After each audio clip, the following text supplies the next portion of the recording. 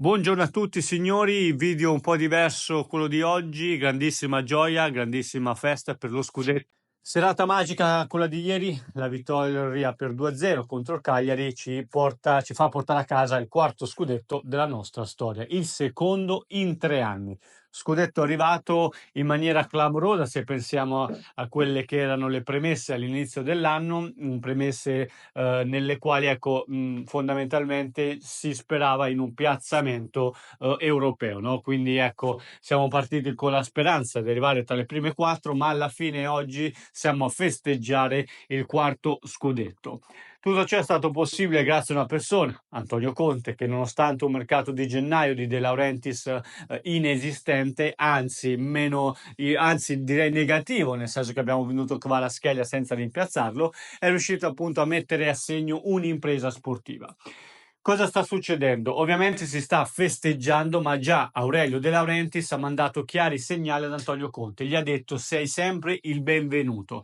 Una dichiarazione importante alla quale Conte ha risposto dicendo che tra lui e il presidente ci sono ottimi rapporti perché entrambi sono dei vincenti.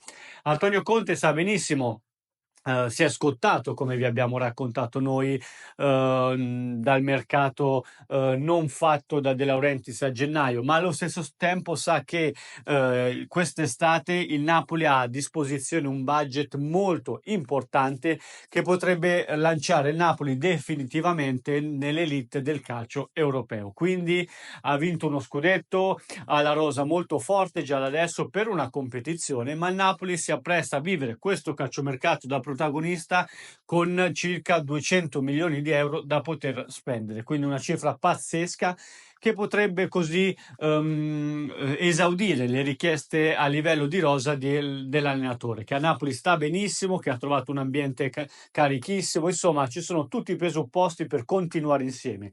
Vi daremo aggiornamenti negli ultime ore, insomma, quindi attivate la campanella delle notifiche. Forza Napoli, scudetto stra meritato. Ditemi la vostra nei commenti, dove avete visto la partita, cosa ne pensate, Antonio Conte rimarrà? Scrivetelo nei commenti. Grazie ragazzi per essere stati con noi.